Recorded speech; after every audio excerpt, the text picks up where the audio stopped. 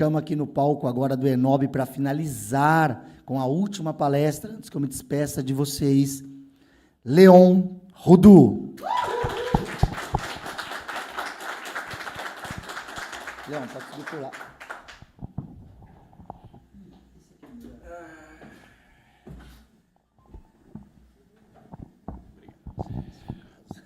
Boa noite a todos. Quero primeiro agradecer aí ao careca mais bonito da noite aí, Magog, está sempre nos apoiando. Olha, gente, eu quero primeiro agradecer a todos que estão aqui, presentes fisicamente, a todos que estão em espírito, a vocês que estão aí no... Desculpa. Eu não tenho costume de ficar com o microfone na mão. Eu gostaria de agradecer, primeiramente, a todos que estão aí, fisicamente, em espírito, o pessoal também no YouTube. Essas são as 3 câmeras aqui, né? Só para eu não olhar para o nada. Tá. Então, assim, me chamo Leon Blackwood, ok? Vocês podem me chamar de Leon, porque o segundo nome é muito mais complicado. Eu vou falar sobre Rudu, mas diferente do que vocês possam estar esperando, que eu vou estar falando sobre Rudu, a origem do Rudu, o que a gente pratica no Rudu. Obviamente, eu vou dar uma pincelada sobre o que é Rudu, a origem, né, para vocês terem um contexto, mas a minha palestra hoje será sobre um assunto um pouco mais polêmico, que é o assunto das maldições. Nós, conjuradores, feiticeiros, bruxas, quimbandeiros, etc., nós temos, muitas vezes, receio, não é medo de praticar, claro que alguns têm medo de praticar, mas tem um receio de expor essas práticas para o grande público, e tudo bem, é certo que essas práticas não sejam conhecidas para o grande público, porque são práticas perigosas. Então, deixa eu só pegar aqui, eu vou pegar meu celular, respeitosamente, porque eu tenho a colinha, para eu também não fugir muito do assunto, tá bom? Tá. Voltando aqui rapidinho, como eu falei, eu me chamo Leon Blackwood, e eu, junto da minha esposa, Dandara, que está ali com o meu herdeiro, Dante, a gente comanda, né, a gente administra a Rudu Brasil, tá bom? Deixa eu botar isso aqui no... Eu prefiro estar com isso aqui, ó. Não gosto de ficar segurando na mão no negócio. Eu gosto de gesticular e eu fico gesticulando com o microfone igual uma varinha. Posso puxar aqui? Pronto. Vou descer aqui um pouquinho. Tá dando para ouvir? Parece que eu vou cantar, né? Tá. Bom, primeiramente, gente, eu tenho que dar um contexto sobre o que é Rudu.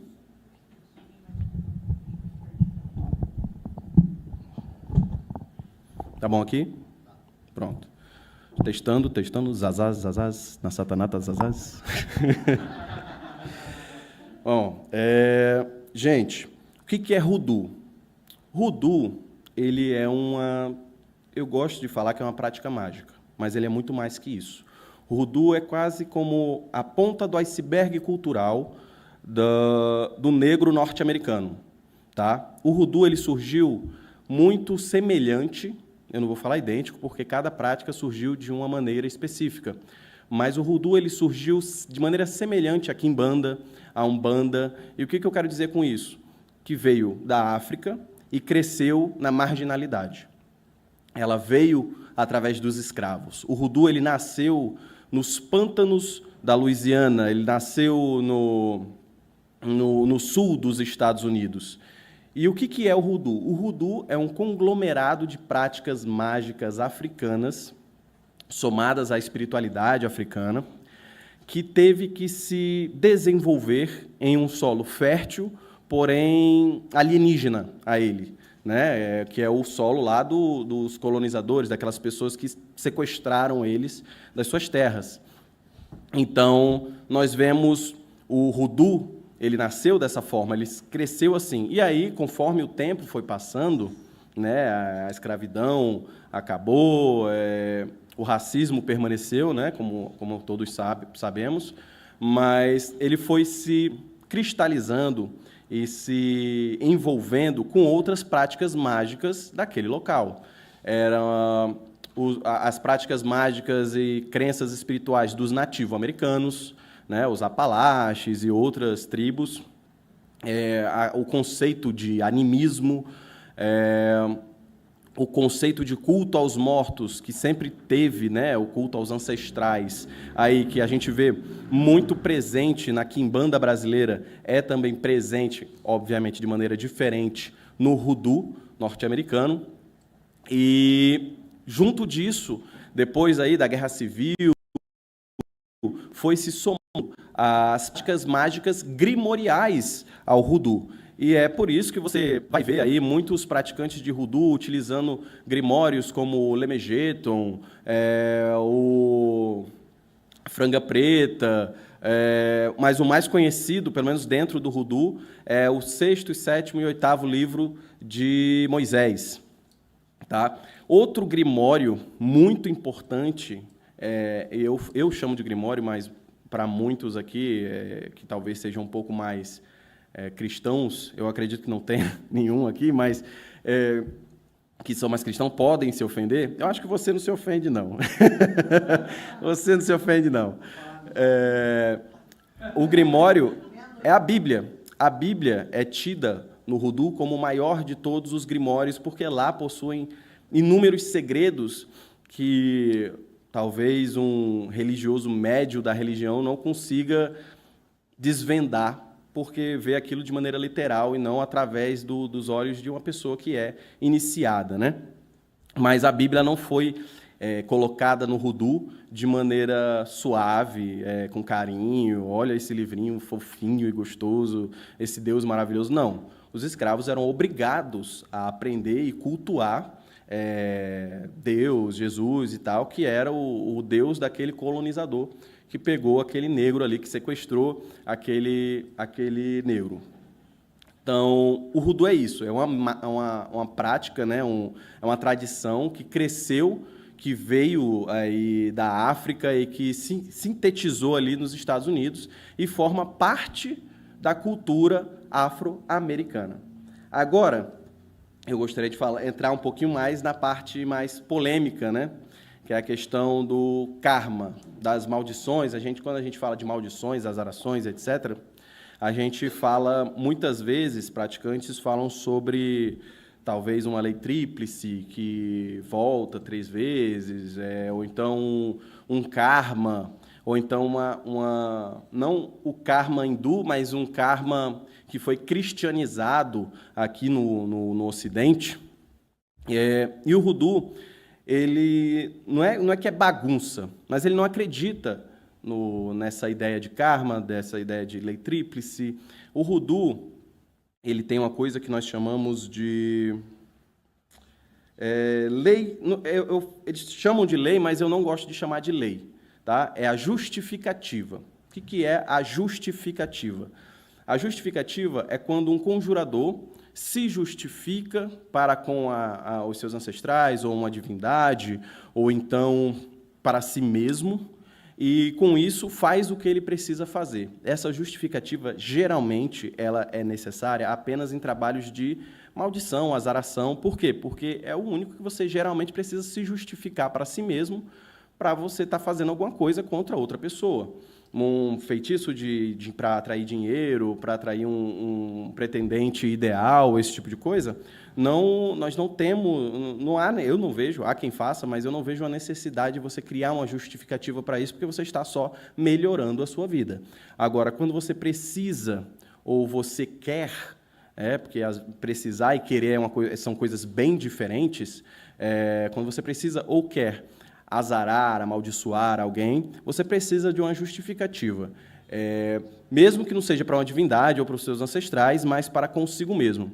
E por que isso? Por que essa justificativa? E é aí que eu venho dizer o porquê que eu não gosto de usar a questão da lei. Eu não gosto da ideia de lei mágica, lei disso, lei daquilo. Eu não gosto. Por quê? Porque são entendimentos, são interpretações, por mais maravilhosas, bem embasadas que sejam, são interpretações, são crenças, são observações que nós fazemos de questões universais. E aí chamamos de lei porque nós não podemos mudar aquilo. mas aquilo talvez num contexto subatômico possa ser mudado, né? Quem estuda física aí pode entender essa comparação. Mas por que eu não gosto de chamar de lei? Porque o que a justificativa faz? A justificativa salva o mago, o bruxo, bruxa, feiticeiro, enfim, de se ferrar na hora que vai fazer uma maldição. Por quê? E aqui eu vou precisar da ajuda de vocês. Alguém aqui tem uma pessoa, um desafeto, mesmo que seja um desafeto, levanta a mão. Pronto, desafeto, não é? Pronto, desafeto, ok. O Magog disse que não tem desafeto. Aí, ó, nenhum vivo. Os mortos também contam, Magog. Pronto.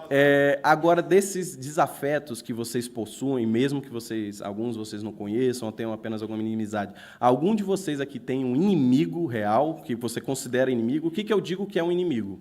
Nós, praticantes de magia,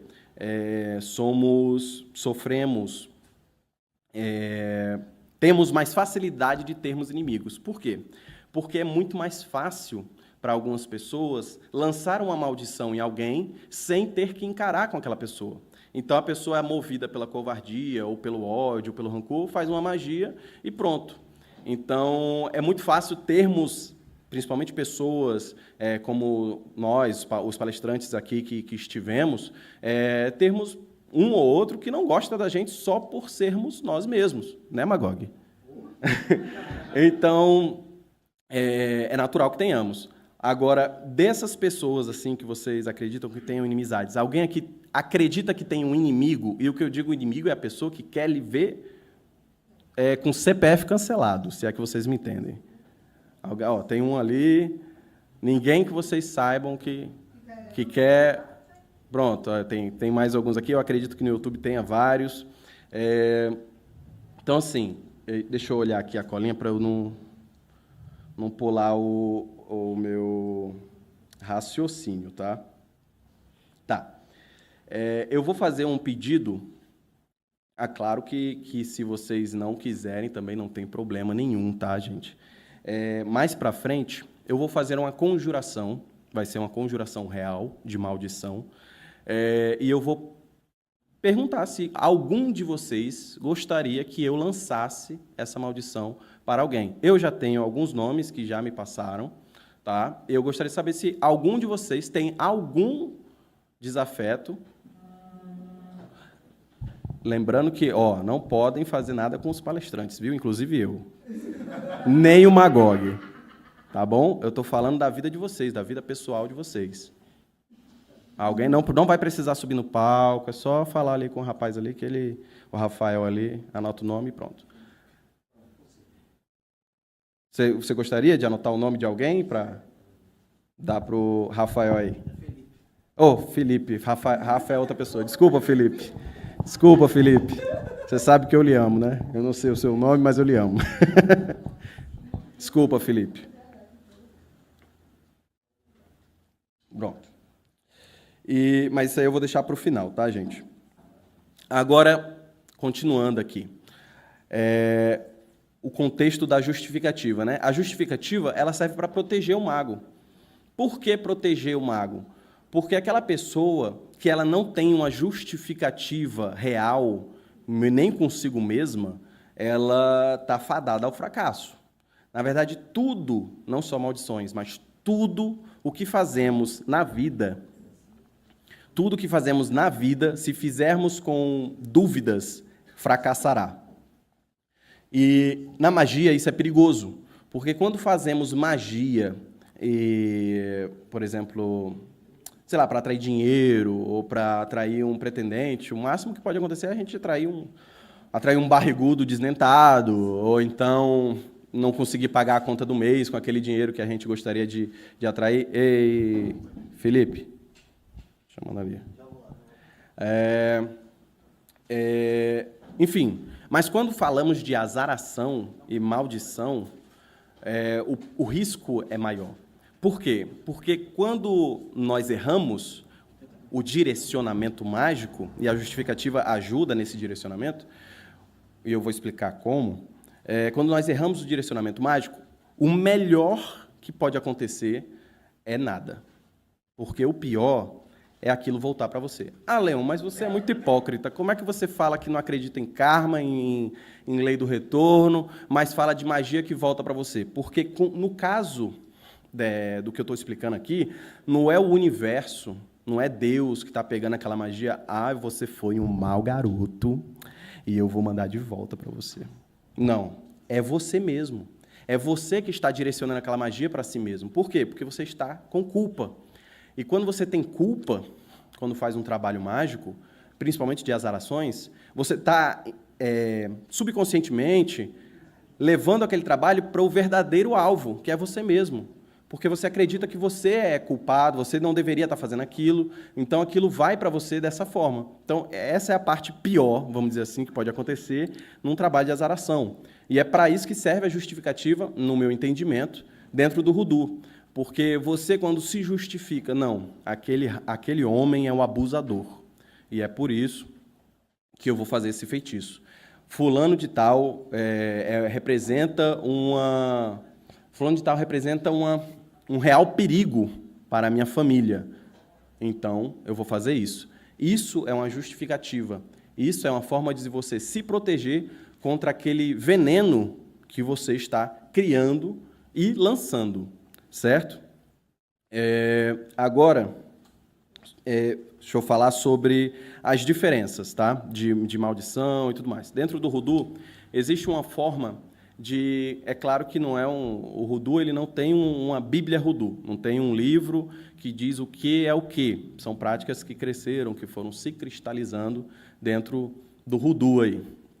Mas existem entendimentos. E esses entendimentos são cristalizados, são passados de pessoa para pessoa, enfim, de família para família, e assim a tradição vai se criando, né?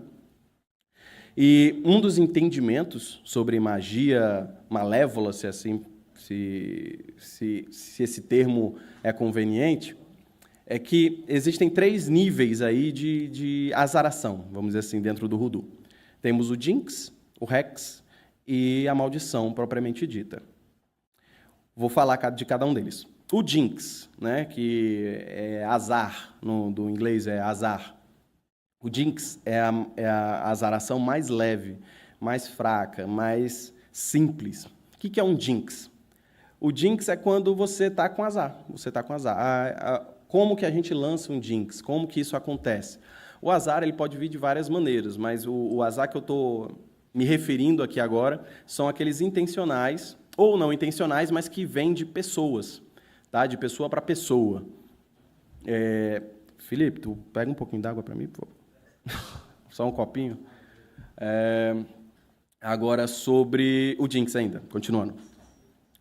E como é que isso se dá?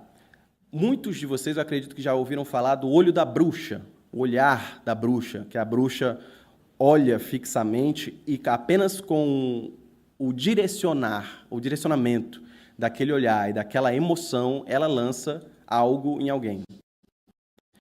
O olhar da bruxa, ou a inveja, aquela inveja que chega a ser palpável, ou o rancor, o ódio, quando direcionado, ou então a mãe, né, que fala alguma coisa, menino, não sei o que, não faça tal coisa, senão tal coisa vai acontecer com você, o menino sai e acontece. Tudo isso, com exceção, é claro, do olhar da bruxa, que é intencional, essas azarações, elas são direcionadas, mas elas não são conscientes. Deixa eu pegar aqui. Obrigado. Um minuto, por favor.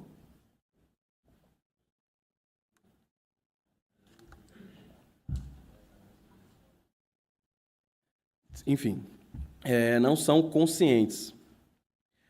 Quando uma pessoa olha para você com ódio e lança aquela emoção, às vezes acontece de você passar o dia azarado. É quando o povo fala do olho gordo. Rapaz, eu mostrei meu carro para fulano, no dia seguinte o pneu furou. Não é possível, não. Aquele cara tem um olho deste tamanho. O que é isso? É o Jinx. É essa azaração que é lançada. Fulano, ele provavelmente não sabe que ele lançou olho gordo, ele só é invejoso, mas se ele soubesse que ele lançou, provavelmente ele lançaria mais, porque é uma pessoa invejosa. Então, é isso. O rancor, o jinx, são azares que são lançados durante o dia, você passa...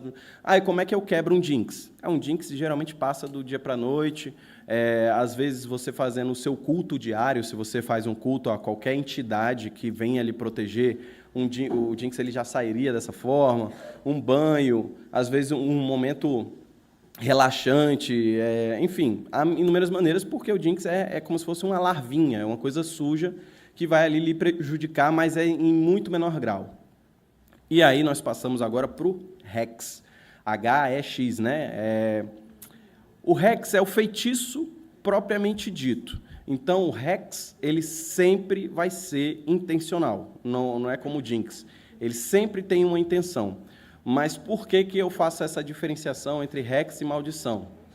Por causa que o Hex ele tem o intuito de prejudicar o alvo, de alguma maneira, mas não acabar com a sua vida ou acabar com a família daquela pessoa. O Hex ele tem a intenção de ou machucar, mesmo que levemente, ou fazer aquela pessoa separar casal, né? A separação de casais são Hex, vamos dizer assim.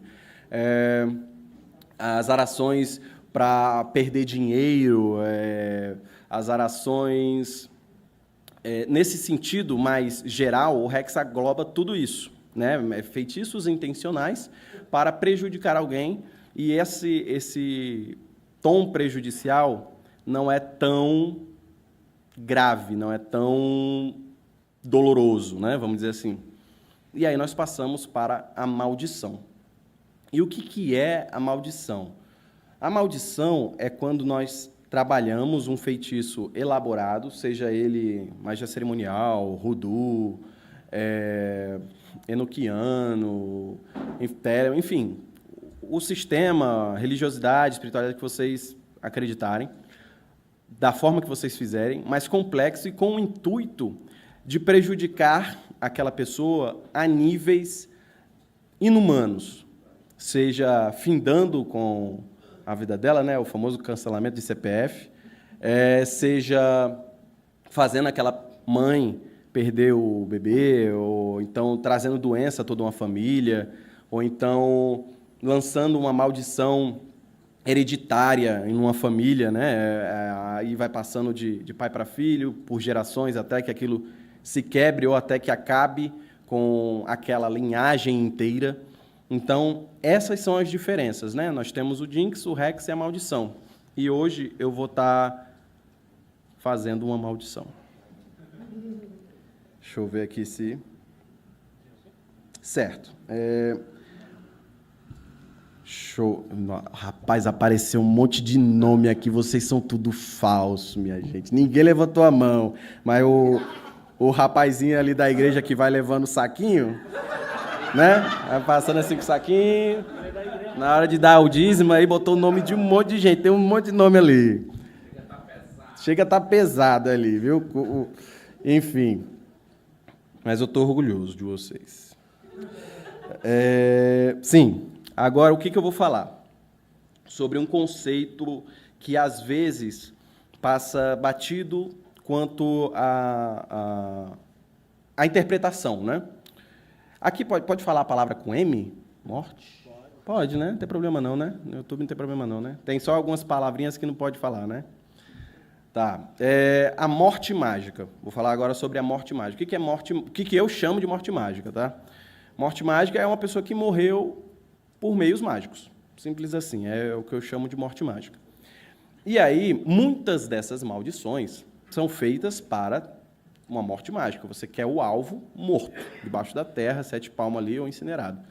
E como fazemos uma morte mágica? Cada sistema de magia tem inúmeras formas. Eu acho que até no livro da lei tem feitiço de maldição com os vermes, né? Magog? Tem, né? Disseram que tem, né? Bicho, fala. É um anjo. Então, vários sistemas têm o modus operandi, como você vai fazer. Todo mundo tem a resposta. Agora, o que acontece? Tá? E por quanto tempo eu tenho que estar fazendo aquilo? Tudo vai depender. Primeiro, eu quero falar, antes de falar sobre o como, né? Eu quero falar sobre a interpretação dessa morte mágica. Por quê? Quando uma pessoa faz um feitiço de maldição para outra morrer, o que pode acontecer? Ela pode realmente morrer, tá? Isso pode acontecer, porque é a intenção do trabalho, ou ela pode simplesmente morrer na sua vida, sumir da sua vida. E isso, tecnicamente, é morrer também, é morrer para o seu universo. Né? Cada um de nós somos um universo e ficamos juntos de outro universo, né? Fazemos essas convergências. E matar magicamente aquela pessoa, talvez, para você, possa significar tirar aquela pessoa da sua vida, não necessariamente cancelando o CPF dela. E aí, o que eu quero dizer? Alguns de nós não temos a capacidade de fazer certas coisas. E isso é normal, somos humanos. Não é normal sermos capazes de tudo. Então, quando alguém fala, eu vou fazer uma maldição para matar fulano, será que essa pessoa, se ela tivesse realmente uma arma, ela mataria fulano? E aí eu quero buscar você que está no YouTube, vocês que estão aqui conosco, que façam esse pequeno, se vocês já fizeram maldições e tal, vocês façam essa pequena meditação. Será que eu sou capaz de matar um outro ser humano? Ai, que orgulho de vocês, gente, meu Deus do céu. Mas por que eu digo isso? Às vezes nós achamos que somos capazes e não somos. Às vezes é só naquele momento de ódio que nós somos capazes, mas durante o dia não somos. E é normal. Não é normal nós sermos capazes diariamente de matar alguém. Isso aí o nome disso é serial killer, tá? Mas tem muitos magistas aí que são, viu? Que são serial killers aí, viu? Mas por que eu digo isso? Porque a manifestação do seu trabalho mágico, independente de ser uma maldição ou não, ela virá de acordo com o que você está preparado para receber. E se você não está preparado, por exemplo, para dar o soco na boca de alguém, né, Magog? Você não vai estar preparado para lançar uma azaração naquela pessoa. E eu não estou falando de maldição de morte, não. Estou falando de azaração. Por quê? Porque para ser mago, para ser bruxo, para ser ruduzeiro, para ser quimbandeiro, perdoem a minha fala machista agora, tem que ter culhão. Tem que ter culhão. Você tem que fazer aquilo, você tem que ser visceral. Senão você está só, como diz o Magog, masturbação mental, né, Magog? Está só na mente. Então, assim, você tem que estar preparado para aquilo. Por isso que eu falo sobre esses termos. Às vezes, a pessoa ela não tem a capacidade, né? Não é uma assassina. E tudo bem, o normal é você não ser um assassino. Mas ela não tem essa capacidade, mas ela precisa se ver livre daquela outra pessoa, ela faz um feitiço de maldição de morte, e aquela pessoa some da vida dela. E ela consegue o resultado dela, tirou a pessoa da vida dela, aquela pessoa não morreu, mas ela morreu para aquele universo, para aquela pessoa. Então, por isso que eu faço essa separação, essa interpretação. Mas há alguns de nós, e eu falo nós porque eu me incluo nisso, que nós não ficamos satisfeitos com apenas aquela pessoa saindo das nossas vidas. Porque, às vezes, o estrago que aquela pessoa fez na nossa vida foi tamanho, e eu não estou falando de ex-namorada, ex-namorado, fulano de tal, que fez isso e aquilo, estou falando de, assim, dramas adolescentes, tá, gente? Porque tem ex-namorado e ex-namorada que são criminosos, né? Estou falando de dramas adolescentes. Então, assim, existem pessoas que são abusadoras, existem pessoas que são cruéis, existem pessoas que são babacas, e só porque você não é babaca, só porque você não é cruel, só porque você é uma pessoa que nem eu, gente fina, legal, que não quer nada de mal para ninguém, não quer dizer que você não vai ser atacado por essas pessoas, porque está na natureza doentia. E eu falo doentio por quê? Porque para quem vive em sociedade, nós somos seres humanos e humanos são seres sociais. Para quem vive em sociedade, você atacar gratuitamente todo mundo não é natural. Se não é natural ali, se não está certo, ali é uma doença. Talvez não catalogada, talvez seja uma doença psicológica e tudo mais, mas não vai lhe defender dessas pessoas você ser legal. E é por isso que eu sempre digo, se defenda. Se defenda. Ah, mas o karma vai trazer o mal de volta para aquele cara que abusou da minha filha. Minha gente, o karma do seu inimigo é você. E somente você. Sabe por que acontece alguma coisa com o seu inimigo no futuro? Porque ele tropeçou em um cara que não aguentou o chafúrdio dele. Não sei se vocês entendem o que é chafúrdio, que eu vim do Ceará, enfim. O que aceitou todos aqueles abusos. Então, não foi o karma. Ele encontrou um doido, outro doido. E o remédio para doido é doido e meio. E pronto, enfim. Se defendam, sempre se defendam. A maior das leis, e eu falei que eu não acreditava em lei e tudo mais, mas isso é uma questão biológica. A maior das leis é a autopreservação. Um ser humano que não se atém à autopreservação, ele está doente. Né? Nós sabemos aí que existem doenças psicológicas que a pessoa se auto-machuca, que fica com problemas ou deseja acabar com a própria vida. Isso são doenças sérias que devem ser tratadas. Por quê? Porque o normal, o natural, é você lutar para sobreviver, lutar pela própria vida. E para nós, feiticeiros, isso significa usar magia malévola também. A magia é como a natureza. A magia é natureza, é uma forma de manipular a natureza, né? E a natureza, ela tem, eu digo que ela tem essas duas faces porque nós, seres humanos, somos muito dualistas. Nós temos que ver um bem e um mal, um ruim e bom, um dor e prazer, esse tipo de coisa. Mas a natureza e a magia, ela é dualista nesse sentido. O leão, ele caça para os filhotes, e ele é cruel para aquela zebra. O leão é o Scar para aquela zebra, tá entendendo?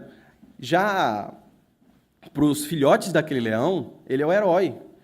Então, nós temos que entender que a magia ela tem esses, entre aspas, dois lados, tá? Ela tem essa, entre aspas, dualidade. Por quê? Porque a vida é assim, a vida é cruel e a vida é saborosa, maravilhosa. E o que eu proponho quando eu faço maldições? É simplesmente mandar de volta ou punir aquelas pessoas que tentaram tirar de mim a minha vida maravilhosa. Eu não sou um cara que ataca todo mundo sem nem porque, eu não gostei do cabelo do Lorde A, não. Vou atacar o Lorde A, vou atacar o Magog porque o Magog é careca, vou atacar... Não, minha gente. Não gosto do Magog, não gosto do Lorde A, não gosto do... Eu gosto de vocês, tá, gente? Eu tô só dando exemplo. Não gosto do Humberto, não gosto do Queron. Mano, se você não gosta, segue a sua vida e o cara segue a dele. E pronto, é assim que funciona a vida. Você se afasta do fogo. Tá vendo fogo ali? Você se afasta, chama o bombeiro e tal, mas você se afasta. Você só apaga o fogo quando ele representa uma ameaça para você. Aí você tem que apagar o fogo, porque senão você morre queimado. Ninguém aqui quer morrer queimado, né? Então, pronto. Agora, deixa eu ver se tem mais alguma coisa aqui, minha gente. Eu acho que eu já vou passar... Bom, eu já vou passar para a maldição. Antes de eu passar para a conjuração, eu vou explicar para o pessoal do YouTube, para vocês aqui também, mas eu estou dando foco no pessoal do YouTube. Por quê? Porque o pessoal do YouTube não vai poder assistir a conjuração. Por quê, Leão? Por que eu não vou poder assistir? Porque o YouTube possui diretrizes que impedem de nós levantarmos certos objetos peculiares que pode assustar pessoas com uma sensibilidade um pouco maior. E tudo bem, YouTube, tá certo, é assim mesmo que funciona a vida. Mas, antes disso, eu vou explicar o que eu fiz aqui. Algum de vocês aqui do presente assistiu o filme Seven? Então, vocês já sabem mais ou menos o que tem aqui. Agora, sobre o que eu fiz. Eu peguei um coração, tá? Não é uma cabeça, como no filme Seven. O povo... Ah! Mas, enfim, peguei um coração e eu vou explicar aqui para vocês como é esse feitiço. Assim o pessoal do YouTube também não fica órfão da conjuração, tá? A conjuração vocês não vão poder ver porque eu vou expor o objeto.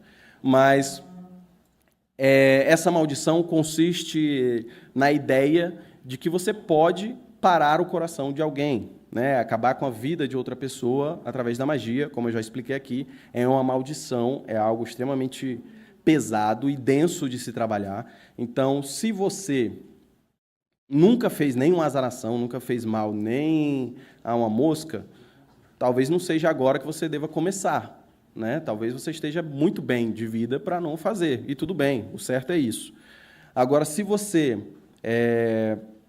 está sendo perseguido, corre risco de vida e deseja fazer algo além da lei, né, que você tem que procurar a lei, procurar a polícia, etc., nesses casos, principalmente casos de abuso dentro de casa, essas mulheres que precisam aí, fazer essas denúncias, enfim, você já fez o mínimo que você tem que fazer, aí você trabalha a magia também, se precisar, tá? O que você vai precisar? Um coração de boi ou de porco. Já fiz esse feitiço com ambos. E dica pessoal, eu estou aqui com um de boi, mas eu recomendo sempre o coração de porco, porque é menor e mais fácil de manipular, é menos pesado. Tá? E dizem por aí, não sou eu, dizem por aí que a carne do porco é a mais semelhante à carne humana, no sabor. É o que dizem. Então, você pode estar utilizando aí o coração de boi ou de porco, tá? Você vai pegar esse coração, vai comprar no açougue, você não precisa, e eu não recomendo que você finalize um animal aí de maneira ritualística só para esse fim, a não ser que você já tenha essa prática, já vá fazer... O pessoal da Quimbanda, eu não entendo de Quimbanda, então, se você precisa de sacrificar algum animal e aquele coração não vai ser usado, e se isso não representa um problema para aquele sacrifício que você está fazendo no seu ritual, então você pode estar utilizando. Mas no Hoodoo, e eu só posso falar pelo Hoodoo, a gente não faz sacrifícios, então a gente compra no açougue mesmo, que é mais prático, mais rápido. Enfim, você vai pegar esse coração, vai pregar 13 pregos. Por que 13? Acho que a maioria deve saber aí. Mas você no YouTube, que está começando agora, 13 é a carta da morte, tá? É a carta, é o arcano da morte no tarô. Então, o 13 ele vem para simbolizar a morte, né? E os pregos também para poder dar essa ideia de fim, né? Porque ninguém sobrevive com 13 pregos no coração, né? É a ideia de morte mesmo. Eu coloquei um negocinho nele para poder segurar, mas não há necessidade. Você coloca os 13 pregos. No Hoodoo, nós utilizamos muitas pimentas para as arações. Nesse caso, eu recomendaria usar a pimenta do reino, que é a pimenta preta, moída, você joga em cima do coração. Então, faz a sua conjuração. Coloca ali uma vela negra e faz a sua conjuração, que eu vou conjurar aqui, vai ser o Salmo 109. No Hoodoo, é muito comum utilizar a Bíblia, né, mesmo para maldições, e muitos de vocês sabem, estudiosos de ocultismo, que o Salmo 109 é o salmo que todo crente gostaria de rezar para nós, ocultistas. Então, vocês do YouTube que nunca leram a Bíblia, eu vou ler para vocês, vocês vão entender do que eu estou falando. Tá? Eu também vou explicar a estrutura do salmo antes de fazer a conjuração, tá?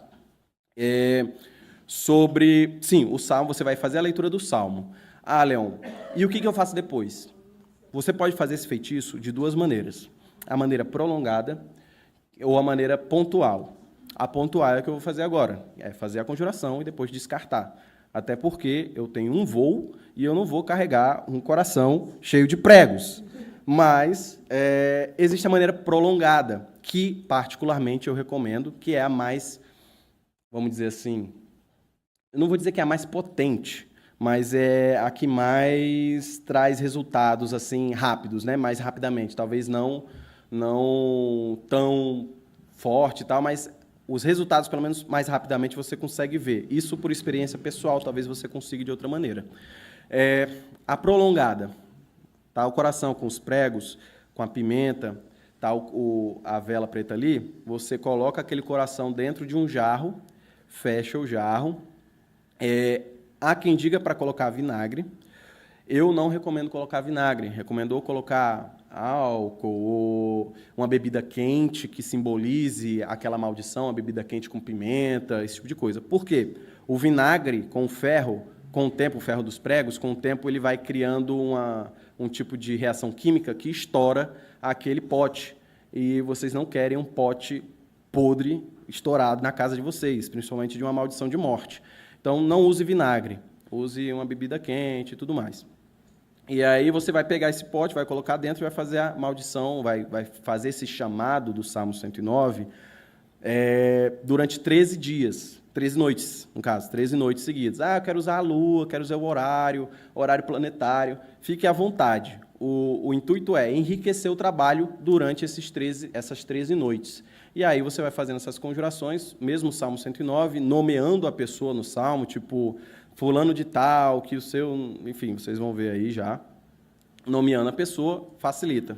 E aí, eu esqueci do ponto principal, né, que é o direcionamento.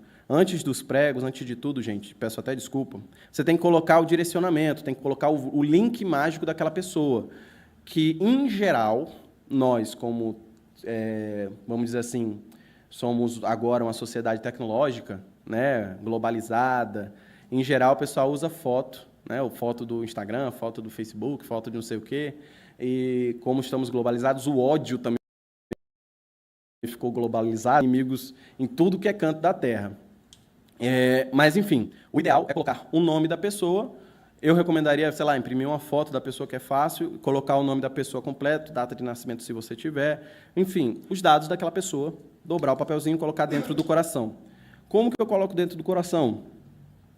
Novamente, coração de boi, quando você compra no açougue, ele vem aberto, tá? Ele vem congeladinho, bem bonitinho, mas quando ele descongela, ele se abre igual uma flor.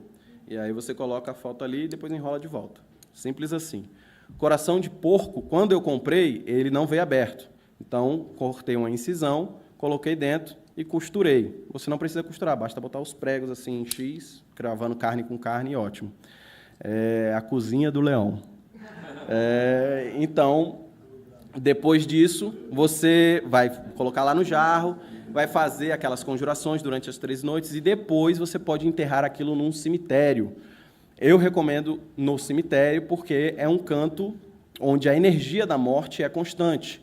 É muito comum enterrarmos coisas no cemitério, dentro do Voodoo, não só para azaração, não só para coisas negativas, mas para coisas positivas também. Mas é muito mais comum para coisas negativas, né? Só uma aula básica para quem nunca foi no cemitério magicamente, e eu vou falar aqui só pelo Voodoo. Eu acredito que a Quimbanda tenha uma maneira específica de entrar no cemitério, acredito que outras práticas mágicas têm a sua maneira, você utilize a maneira da sua prática mágica ou religiosidade particular. No Voodoo, nós acreditamos que tem um guardião do cemitério, né? Esse guardião, esse espírito, ele precisa ser pago. Então, o que você vai fazer? Você vai levar uma forma de pagar o espírito. Pode ser cigarro, moeda ou bebida quente, mas o mais comum são moedas. Então, você vai entrar no cemitério e jogar uma moeda. Lá dentro, você vai cavar o buraco, vai jogar outra moeda. Aquela moeda que você está pagando é para pagar a terra e o espírito que está por ali. O espírito da terra, porque no Voodoo nós acreditamos não só nos ancestrais, mas também no animismo, na energia das pedras, das plantas, da terra em si. Então, você vai estar pagando aquele espírito e vai colocar o jarro ali, vai tampar, e na hora de ir embora você paga novamente. Calma aí, tu paga na entrada e na saída? No Voodoo é assim. Tem gente que paga 2 moedas logo na entrada para poder ficar livre. Na saída do cemitério, você faz a sua limpezinha, vai para casa, faz um banimento, alguma coisa. Leão, esses 13 dias, no caso do trabalho longo, eu posso fazer dentro de casa? Cara, poder pode. Agora sim, qualquer trabalho mágico, negativo, denso nesse sentido, trabalhos de morte, ou então evocação de espíritos não nascidos, é sempre bom que você faça uma boa limpeza na sua casa depois. Antes, é bom você fazer? É bom, é claro que é bom para poder lubrificar o lugar, para você fazer o negócio fluir. Mas depois é crucial, é imprescindível. Você se ferra, pode se ferrar, não se ferra, mas pode se ferrar se você não fizer essa limpeza na sua casa. Eu só não recomendo você fazer no quarto onde você dorme. Por quê? Porque pode trazer uns pesadelos aí, umas noites mal dormidas, mas muitos de nós já somos assim, né? Já temos as noites mal dormidas da gente. E é isso. Enterrou, não sei se ficou claro. Ficou claro, mais ou menos, ou prolongado? Show. Você no YouTube, se não ficou claro, só você voltar e dar play e ver tudo de novo. Agora, o pontual. O pontual ele é mais simples. Eu faço a conjuração, depois de todo o trabalho, né? Faço a conjuração. Eu aqui não vou acender velas, por causa que estamos num ambiente fechado, e não é legal estar com fogo aqui e tal. Eu não tenho nenhum objeto que possa proteger aqui, então não vou acender velas, mas vou estar acendendo ela no meu coração. Agora, e depois da conjuração, o que eu faço? Eu faço o que nós chamamos no Voodoo de descarte ou implantação. No caso do cemitério, lá, a implantação, né? Ou o descarte. Tem uma diferençazinha, mas é meio prolongado. Na prática, é a mesma coisa. A diferença é mais teórica mesmo. O que eu vou fazer? Eu vou levar ele para um cemitério, ou então vou deixar numa encruzilhada. Eu não vou dizer o que eu vou fazer, porque eu realmente, no momento, eu ainda não sei, porque eu estou em São Paulo, não sei como é que eu vou fazer para fazer o descarte desse coração ainda no momento. Eu ainda não tenho um local específico, vou falar com o Magog ali depois, os locais que ele conhece mais aí. O Magog, um anjo Magog. E é pronto, e é isso, é mais simples. Agora eu vou passar para as conjurações. Pessoal do YouTube, que dia que eu vou estar lá? Dia 6, quarta-feira? Quarta-feira, antes de a gente chamar um pouco, a gente vai chamar os comerciais, chamar os patrocinadores, mas 2 minutinhos no máximo aí, e nós já voltamos. É só realmente para eu fazer essa conjuração. Vou levantar esse objeto curioso, que não pode ser mostrado no YouTube, mas logo nós voltamos, por isso não saia daí. Não é nem o tempo de um miojo. Você que está em casa, você pega só a sua aguinha, vai no banheiro nesse tempo e volta, tá? Leva o celular para o banheiro, que eu acho até ideal para você. E aí eu vou começar agora as conjurações. Vou pegar aqui os papeizinhos dos nomes.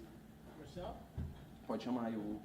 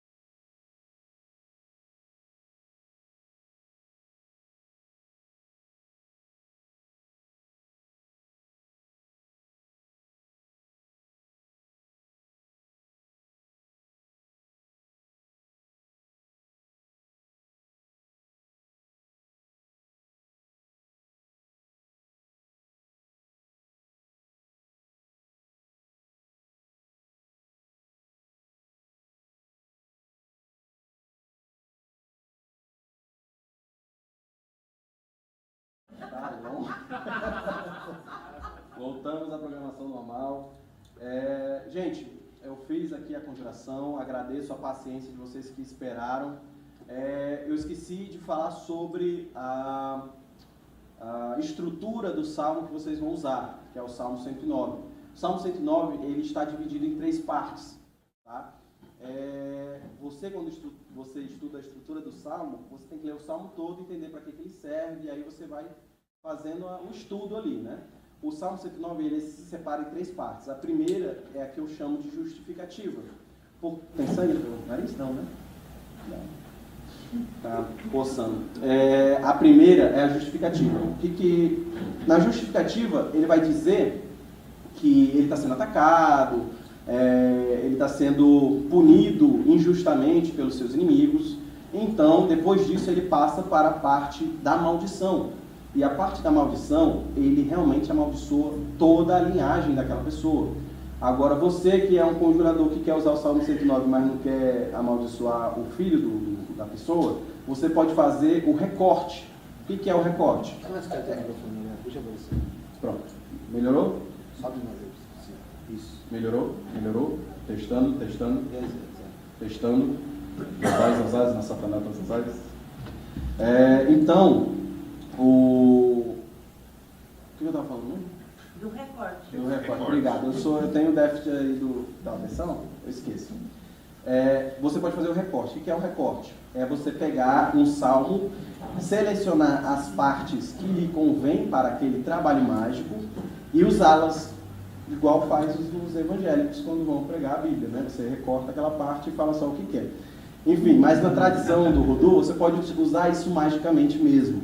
Então, em vez de você amaldiçoar a viúva do rapaz e os filhos do rapaz, porque é bem pesado o salmo, você pode recortar aquela parte e usar só o que vai prejudicar ativamente o seu alvo verdadeiro, tá? Isso se você não quiser usar outro salmo, por exemplo, o 55. O salmo 55 é mais específico para uma pessoa só. E tem o mesmo objetivo. Então, ele é separado dessas 3 partes. A terceira parte é como se fosse uma continuação da justificativa, mas também uma forma de pedir proteção a Deus, pedir para Deus não fazer isso comigo, tipo, faça com ele, mas não faça comigo, porque eu sou teu servo, ele não é. Então é esse tipo de coisa mesmo, é desse jeito mesmo. Mas eu acho muito hipócrita. Gente, é magia, é teatral. Aquilo que você está usando, aquele salmo que você está usando, é parte do teatro mágico.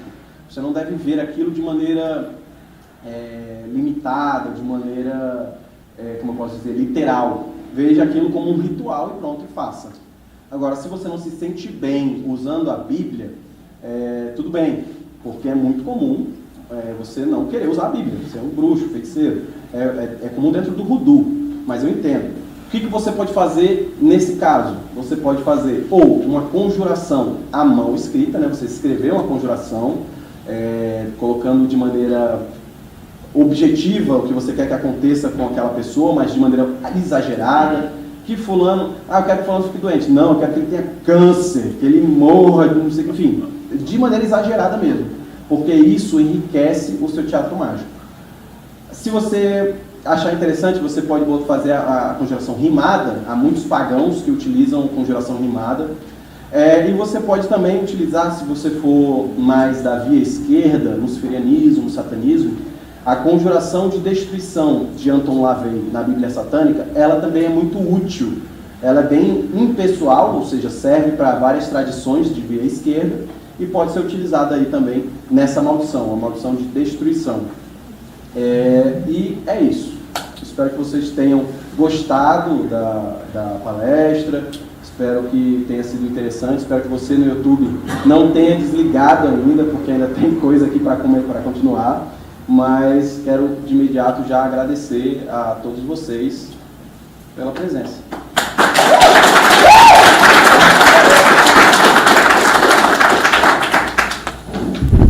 Pergunta? Obrigado.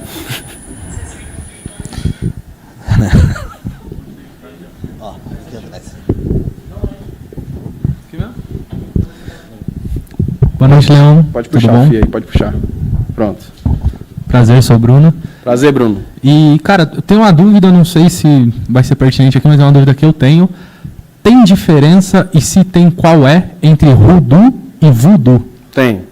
Eu devia até ter começado com isso, né? Que geralmente o povo tem muita dúvida. Hoodoo e voodoo não é a mesma coisa. Apesar da sonoridade, hoodoo e voodoo não é a mesma coisa, não tem uma ligação tão forte quanto possa imaginar por causa do nome. Na verdade, o nome hoodoo sequer é por causa do voodoo. Tá? Voodoo, o que é voodoo? Voodoo é uma religiosidade que pode ser feita de várias maneiras, né? Existem vários tipos de voodoo. Tem o vodum, né? Tem o candomblé jeje, que no Brasil é quase como se fosse o voodoo do Brasil. Temos o voodoo do Haiti, o voodoo haitiano, né? Nós temos o voodoo de Nova Orleans, nós temos o voodoo africano. Então, voodoo é uma religiosidade, uma espiritualidade que possui, sim, práticas mágicas dentro, possui também culto aos ancestrais e tudo mais, mas possui um sacerdócio, coisa que o voodoo não possui. No voodoo nós temos o sacerdócio, né? Nós temos o Houngan, que eu posso aqui associar ao Pai de Santo, para aquelas pessoas que não entendem muito bem. Nós temos a Mambô, que seria a Mãe de Santo, né?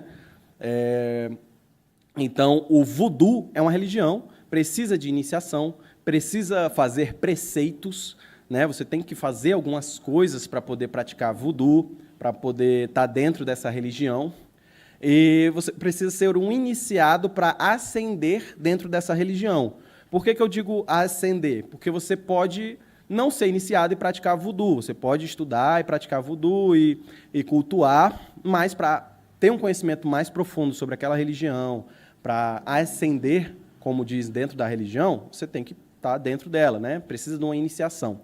E aí, no voodoo não tem nada disso. Voodoo não tem iniciação. Vou repetir. Voodoo não tem iniciação. Por que eu sou tão enfático nisso? Porque tem pessoas que acreditam que pode... Não, eu preciso de iniciação para praticar voodoo. Preciso de iniciação... Gente, eu vou dar um contexto agora. Nunca existiu iniciação no voodoo? Existiu, mas eu vou dar o contexto. Voodoo nunca teve iniciação.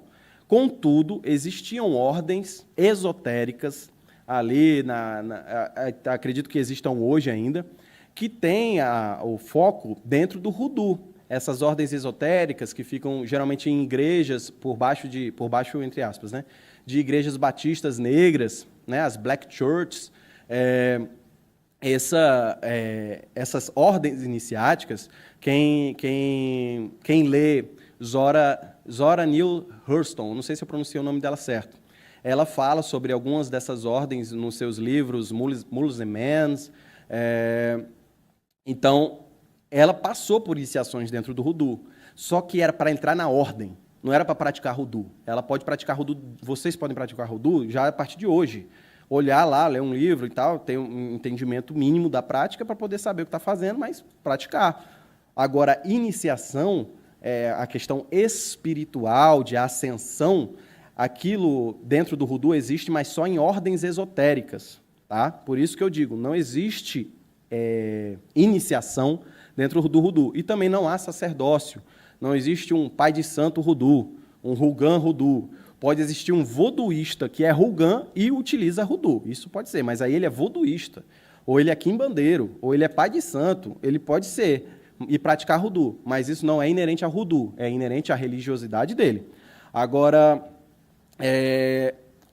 sobre a questão da prática, não existe também uma polícia do voodoo. Existem, como eu falei, existem ideias, conceitos que são tradicionais por causa do tempo. Tipo, pimenta nos pés, trabalhos, como é o nome? Trabalho de pegada. Pronto, trabalho de pegada. Dentro do voodoo, a gente tem um conceito de que a magia ela entra pelos pés. E aí existem inúmeros trabalhos, e isso é de origem africana, em que você pega as pegadas. O que é pegar a pegada? A pessoa pisou naquele chão, ficou sujo do pé dela, você pega aquele sujinho ali, a terra, certo? E aquilo ali é o mesmo que você está pegando o pé daquela pessoa. Aí você vai fazer um feitiço ali e ali vai pegar na pessoa de imediato. É tipo isso. Ou então você jogar no caminho e aquela pessoa passar por cima. E aí ela fica infectada. Isso aí é magia de pegada. Serve tanto para azarações quanto para feitiço de amor, enfim, do que você quiser. Contudo, isso é um conceito que veio da África, a magia de pegadas. E vem sendo usado desde então. Mas não existe nenhum livro, uma Bíblia, que diz magia entra pelos pés. Magia, voodoo, você tem que pegar a pegada da pessoa. Até porque não é só assim que a gente faz magia voodoo. É só um exemplo. Mas não existe uma forma... por isso que cada voodoozeiro é diferente do outro. Agora tem a questão do bom senso. Para você praticar voodoo, você tem que ter bom senso. Você não pode pegar conceitos wiccanos, colocar no voodoo e dizer que aquilo é voodoo. Você pode fazer isso e funcionar? Pode, claro, pô. É sua mágica. Só que você não pode fazer isso e dizer que aquilo é tradição voodoo, nem dizer que é tradição wicca, porque não é. É uma mistura sua para fazer magia. E tudo bem, você só não pode vender aquilo como voodoo ou como wicca. Certo? É questão do respeito pela prática e pelos ancestrais. Tanto o pessoal que fez aí, eu estou dando um exemplo da Wicca, mas para qualquer prática mágica serve, quanto o respeito aos ancestrais africanos que morreram por essa prática. Respondida a pergunta? No Haiti havia o voodoo radar e o voodoo petro. Sim. Sim, posso. O voodoo, ele possui famílias. Eu vou falar de uma maneira um pouco mais genérica, porque eu não sou iniciado no voodoo, então eu vou dizer o que eu sei do voodoo para poder responder a sua pergunta. O senhor Lascaris, ele perguntou sobre as famílias Rada e Petro, que são voodoos Rada e voodoo Petro, na verdade são famílias. Dentro do voodoo haitiano existem famílias. Temos o Rada, o Petro e os Guedé. E eu acredito que possa haver outros, mas aí eu vou tá flertando com o fracasso aqui, porque eu não sou voodooísta, então eu vou falar só sobre o que eu sei. Os Loas Radás e os Loas Petro, eles têm uma diferença com relação ao que os voodooístas chamam de temperatura. Os Loas Radá, e eu falo temperatura porque isso é confundido com a dualidade ocidental sobre bem e mal. E não existe o conceito de bem e mal dentro do voodoo. Os Loas Petro são mais agressivos, são quentes. Os Loas Rada são mais pacíficos e frios e impessoais.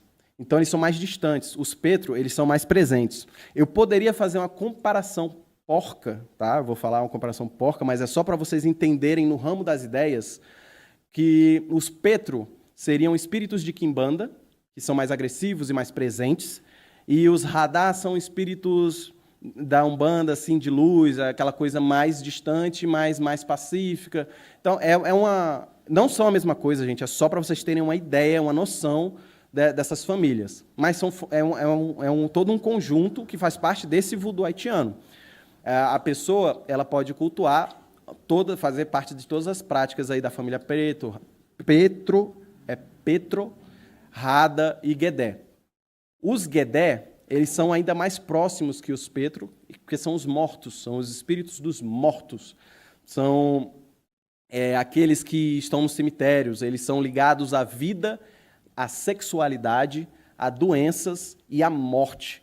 E à cura também. Então, eles são os comediantes, eles brincam, eles quando incorporam fazem piada chula, fala sobre o órgão genital do próximo. Eles são bem radicais e alegres nesse sentido. Também muito semelhantes, eu acredito, a alguns Exus aí de Quimbanda, né, que são mais radicais, mais viscerais. Os Petro, eles são violentos, por quê? Porque eles são maus? Não. Não existe o conceito de bem e mal dentro do voodoo. Você não vai para o inferno no voodoo.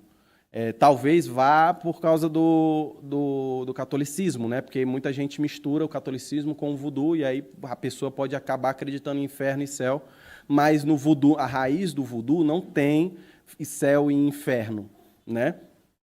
Os Petro, eles são violentos porque são os espíritos da escravidão. Tem uma Petro-Loa chamada Marinette. Eu não lembro o nome em africano, mas o nome em português seria Marinette dos Braços Secos, que eu acredito que seja uma das loas mais perigosas que se tem dentro do voodoo.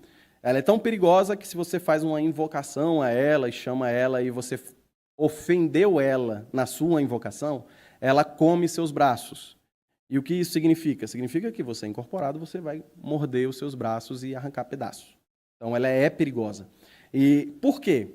Porque Marinette, durante uma invocação a Ogou, né, ou que seria, entre aspas, Ogum, né, só para vocês entenderem o orixá aí da guerra, né, dos metais, estou errado? Pode me corrigir aí. Tá certo? Tá certo? Tô certo, né? Tô perguntando aqui para a plateia, que são mais entendedores que eu na parte dos orixás aí, porque eu não sou também um bandista nem quimbandeiro, tá? Tô só explicando. Aí, o que ela fez? Durante esse ritual, ela se jogou na fogueira. Ela se jogou na fogueira como oferenda de corpo e alma para Ogou, para ganhar a guerra. E pasmem, a única rebelião da história da humanidade que os escravos ganharam a guerra foi no Haiti. Foi contra o exército mais poderoso da época, que era o de Napoleão. Os escravos ganharam.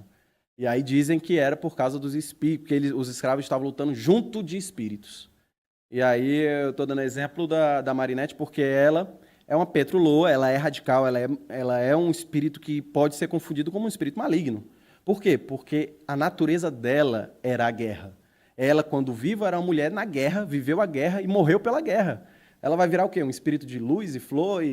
Não, um espírito de guerra. Normal, mas não tem a ver com bem e mal aqui. Tem a ver com a natureza humana. Não sei se eu respondi a pergunta. Show? Alguém mais? O senhor Lascaris agora perguntou sobre o voodoo de New Orleans. O voodoo de New Orleans, ele é bem diferente do voodoo haitiano e bem diferente do voodoo africano. Ele é muito mais popular, né? E eu digo que é popular porque ele ficou muito tempo dentro dos Estados Unidos, ele foi infectado também com a questão do comércio e turismo. Então, muitas vezes, ele é confundido com, como eu posso dizer, picaretagem. Mas não é. Existe um voodoo de Nova Orleans, existe uma prática séria. A rainha dos voodoos, ela era de Nova Orleans, que é Marie Laveau, né? O túmulo dela está lá. E as práticas, eu acredito que sejam diferentes, mas eu não posso me aprofundar de como são. Eu sei que existe também culto aos ancestrais, aos Petrolô, aos Rada, mas a maneira de fazer a prática mágica é diferente. Eu não posso dizer como, porque eu não sou iniciado.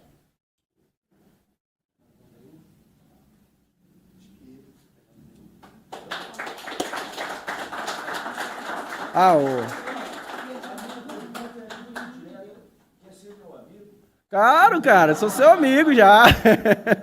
É uma honra, inclusive. Cara, obrigado. Não precisava.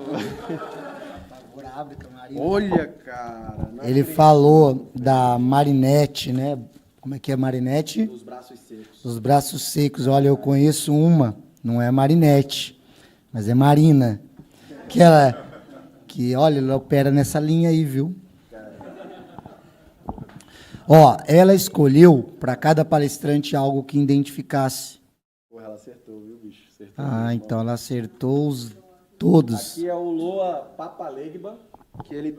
obrigado. Aqui é o Loa Papalegba, que ele possui uma versão Petro e uma versão Rada. A mais comum é a Rada, que particularmente, eu, apesar de não ser iniciado, eu cultuo esse Loa por conta própria, eu cultuo apenas ele, faço da minha maneira.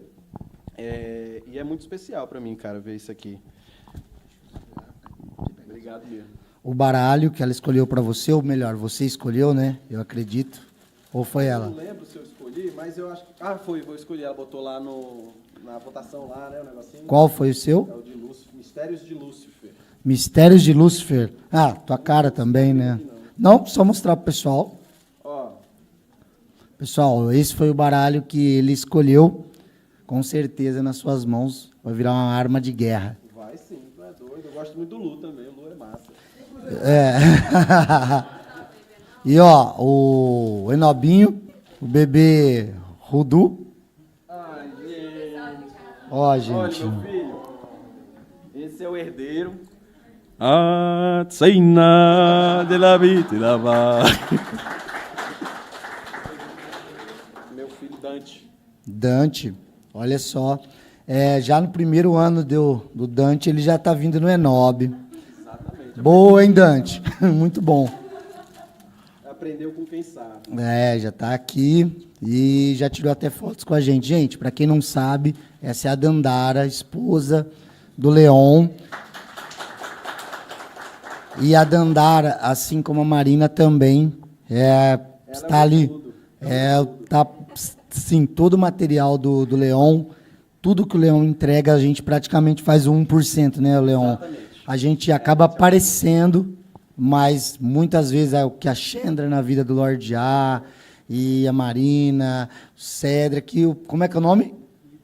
O Ítalo, olha lá, o Ítalo está lá, mas está do ladinho do Cedric. Então, assim, são pessoas que contribuem com o nosso trabalho e acabam, às vezes, por vezes, não aparecendo, mas me lembra muito o motor de um carro. Né? O pessoal pode ver tudo bonito ali fora, mas o que está fazendo andar é o motor, que não é visto, mas sem motor potente, o carro nunca vai ser bom. O carro mais bonito do mundo. Não tem valia nenhuma. Não valia nenhuma. E, Leão, considerações finais a respeito que eu gostaria de fazer da sua palestra, que foi uma palestra maravilhosa. Acredito que todos que estão em casa ou aqui gostaram. Minha voz de Exu é devido ao trabalho de ontem, né? A festinha. E algumas coisas que o Leão comentou, eu achei extremamente interessante, porque a questão de você fazer um trabalho de azaração ou de ataque, seja o que for, se você não tiver no ímpeto, né, no âmago, aquela energia, né, Sentimento. a força, o sentimento, não adianta. Né? As pessoas pensam que estão trabalhando com Digimons, Pokémons, colocando espírito para fazer, que ele não teria coragem de fazer. E eu, nesse trecho, eu tenho que citar, agora que a gente já conversou isso, mas eu tenho que citar. Recentemente, assim, há algum tempo, eu estava vendo uma reportagem e aí apareceu um cidadão falando mal de um lutador americano lá, um lutador fudido lá. E aí o lutador estava no palco, com o fone aqui assim, né, ouvindo. E aí o lutador fez uma pergunta de $1 milhão. Ele disse assim para o cidadão: você teria coragem de me falar a mesma coisa a 30 centímetros de mim? Aí o cara pensa 2 segundos, começa a dar risada e diz: não. Então, a internet dá muito isso. A internet dá voz aos idiotas. A sensação de segurança, de poder odiar gratuitamente. De você falar e não vou ser punido, como é que vai chegar até a mim? Exatamente. Então, atrás de um teclado, atrás de um celular, a gente vê brotando, né, o ódio sendo instigado, colocado. Então, a gente vê que eu tive já a felicidade de encontrar uma dessas pessoas pessoalmente. E quando eu perguntei para ela, né, uma pergunta semelhante ao lutador, ela me disse, pensou por alguns 2 segundos e disse: desculpa. Desculpa aí, cara. Desculpa aí. E assim, é claro que tem alguns animais que não aprendem com facilidade por serem muito chucros, turrões, mas nada que uma marcenaria bem feita, um trabalho bem feito, um reencontro, não vai educar algumas pessoas que às vezes precisam de métodos um pouco mais severos, uma conversa, um diálogo mais franco, e Mais bem direcionado. um trabalho mais direcionado, né, uma tolerância, que eu sou conhecido muito pela minha tolerância. E Tolerantíssimo. E, diante de muitas coisas que você falou, suas brincadeiras em dizer, por incrível que pareça, né, dentro dos desafetos que a gente encara na internet, no caminho, no trabalho, no momento do encerramento eu vou contar algumas coisas sobre o próprio Enob. Pessoas que mandaram fake, claro, porque normalmente é fake, zero, não segue, te bloqueia, e te manda lá: olha, se prepare no Enob, porque eu poderei estar a qualquer momento e te matar. Olha, Você tem sua panela, mas fique esperto, seu merda. Nossa, ela é poderosa. Pareceu um merda do Rio de Janeiro. Pareceu merda de alguma região dali. E assim, eu poderia tanto ter encontrado aqui. Com certeza você não iria embora sem escrito Enob, eu vim, adorei. Então, e não sou, muito pelo contrário, eu falei ontem aqui, os deuses também sangram. Essa humanidade do magista, da gente também ter dificuldade de estar encarnado no plano dos boletos, da nossa vulnerabilidade, da gente poder sim ser atacado, ser até alvejado de alguma maneira. Mas isso eu estou falando claramente, já falei isso, vou falar publicamente. Se eu tiver que cair um dia, que a minha última respiração vai ser lutando. Porque quem me conhece, no particular, sabe que covardia é o maior vergonha para qualquer magista. Se você precisa se esconder na magia para se dizer melhor que alguém, para se dizer maior que alguém, se sentir especial, se sentir perigoso, né? Que tem gente aí que está tomando malandrex, né, agora, tomou uma cápsula, saiu falando gíria, virou malandro. Deixa, na hora da conversão. O Enob 2025 tem um padre exorcista que deve vir. É sério, gente, para trazer um conteúdo bem legal. Ele foi professor no Vaticano de uma área sobre exorcismo. E eu estou em contato. Vocês terão o prazer de conhecê-lo. E, sim, eu também já exorcizei. Já efetuei exorcismos com entidades complicadas e quero ver como é que é lidar com essa questão naquele ponto de vista.